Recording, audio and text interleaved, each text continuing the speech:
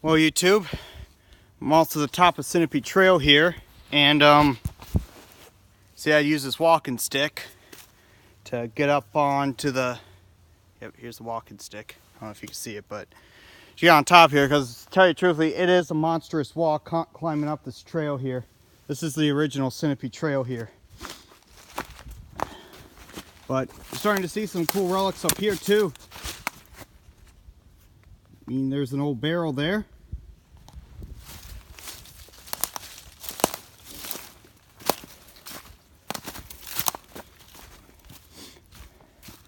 And you can see there's a couple fence posts that are up here too.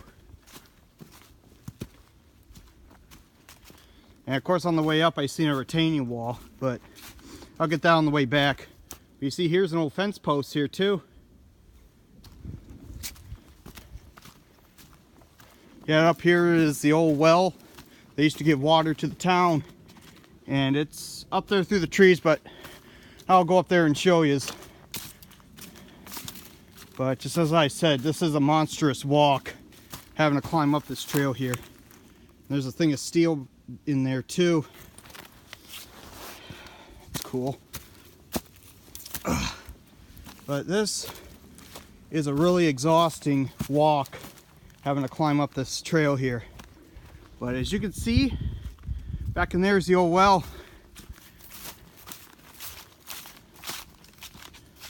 So this right here would have fed water to the town here.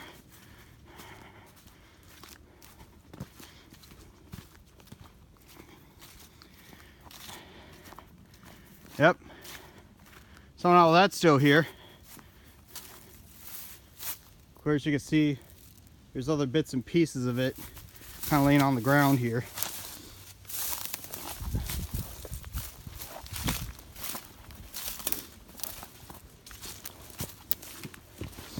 And this is filled in, but I think that's the pipe that would have fed water.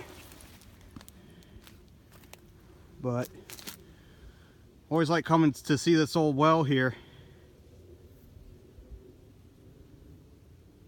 It's like coming to see an old friend.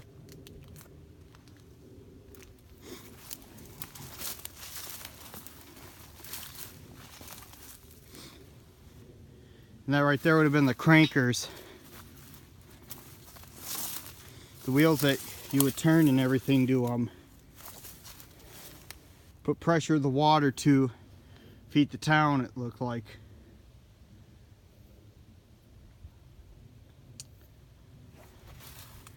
And one last look at that well.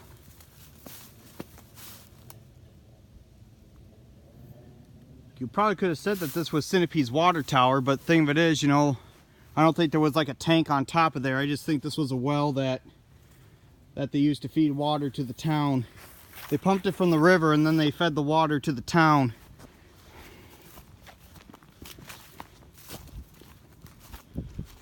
Yep, there's the well.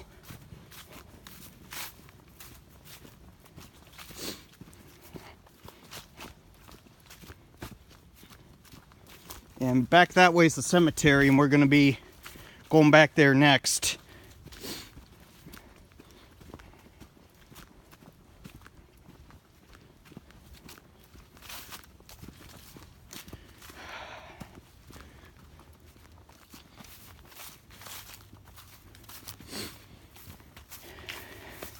And with this, you know, it'll overlook the river, and it would overlook, you know, the site of the actual town, which you can't get back to the actual town site because it's private property. That's like what I gotta say with the town site back in there. There used to be a huge hotel called the Stone House Hotel. Sorry about that. And it was up until probably sometime in the 2000s or so. Slowly crumbled and faded away. Excuse me. So, yeah, maybe up in here there could have been houses at one time. I don't know, it's hard to say. This town's been abandoned since like the mid 1800s.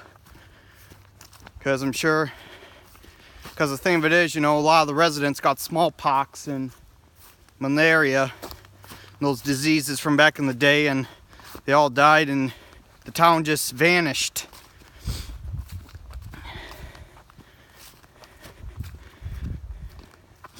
And plus, you know, with even the, plus with nearby Dubuque, you know, coming into business, you know, that's probably what also kind of killed the town. I heard that a lot of these buildings, you know, relocated to nearby Dubuque, which is right across the river, and nearby Mineral Point, Wisconsin, which Mineral Point is like, I don't know, probably like 35 miles from here, I'm guessing. I mean, Mineral Point's a pretty historic place too. You know, and it's a pretty artsy town as well. But we're coming down to the entrance to the cemetery here. And down in there is the Mississippi River, as you can see. And right across the river is John Deere Dubuque Works. You know, which really isn't, which the city of Dubuque really isn't really across from the, I mean, Dubuque is more down that way. But we're not too far from Dubuque either. But Sinipee was directly right across the river from John Deere Dubuque Works. I was saying if this was still an actual town today, you know, sure a lot of people who work at John Deere, you know, there'd be a bridge, and a lot of people who work at John Deere would live in Sinipee and just cross the river every day to go to work. I mean, if I was working at John Deere and if Sinipee was still a real town, I'd still live here and I'd drive right across the river to work every day. Or I used to work at Hy-Vee, which was, you know, out Asbury, but, you know, it would have been a little 10-minute drive. All I'd do is just cross the river and just kind of go out and about, and I'd be to work in 10 minutes or so. It would be very convenient, but I work at Platteville now up at the college, and this would be quite a drive every day, you know. But we've arrived to the cemetery.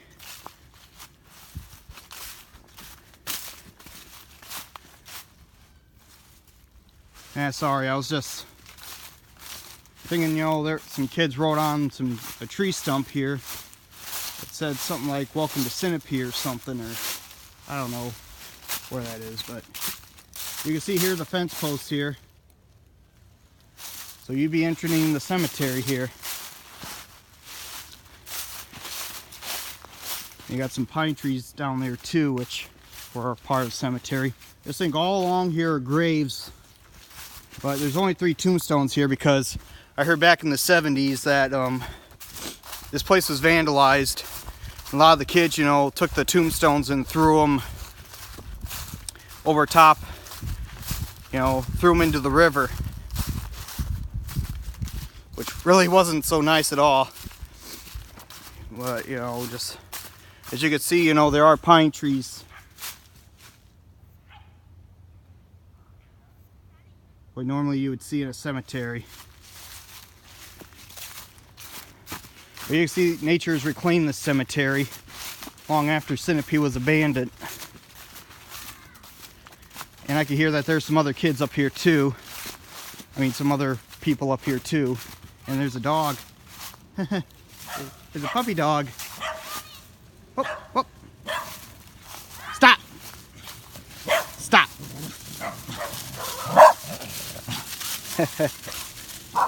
And you can see people bringing their dogs up here. Oh, oh, oh. Hey, hey, hey. Hey, doggies. Hi. Oh, crap. And I think that one dog took off into the woods down there.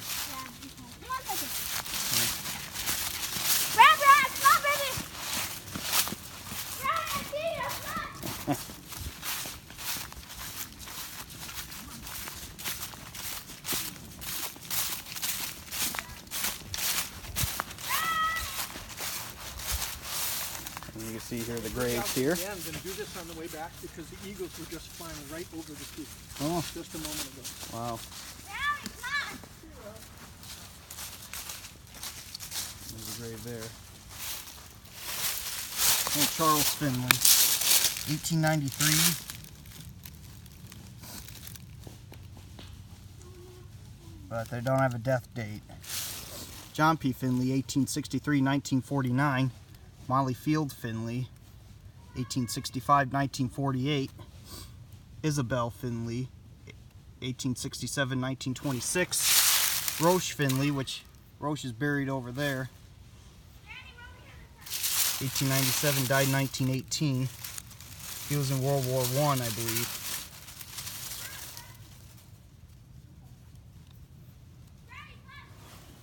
There's William Finley, and he's buried right behind there with his wife Alice, 1891-1977. John Finley, 1895-1959. Well, you can see right here is William and Alice Finley. Yep, William was born in 1891, he died in 1977. Alice Finley, she was born in 1900, but I heard she died. Like, I don't know, I don't remember when she died. I think I heard about, like, maybe 1980 or something from what I've heard, or 1992, somewhere around in there. I mean, I could be wrong, but I just remember hearing that. Charles Finley, I don't think he's dead. I think I remember, maybe, I mean, I don't think he's still alive. I think maybe I heard that he was probably died like 1984 or something around there, like in the 80s, in his 90s or so. I don't know. I mean, I really don't know about this history, but you know, this is the cemetery here, and as you can look down,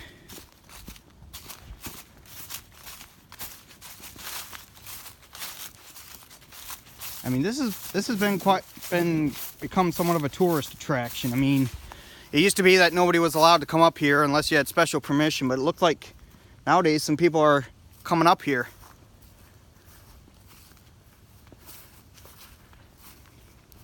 And you can see right across the river is John Deere Dubuque Works.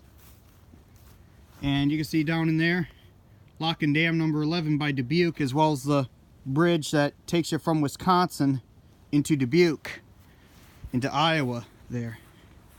But you can see over there is Iowa, and this is the Mississippi River. Such a beautiful view. I won't mind living up in here. It's beautiful up here. Excuse me.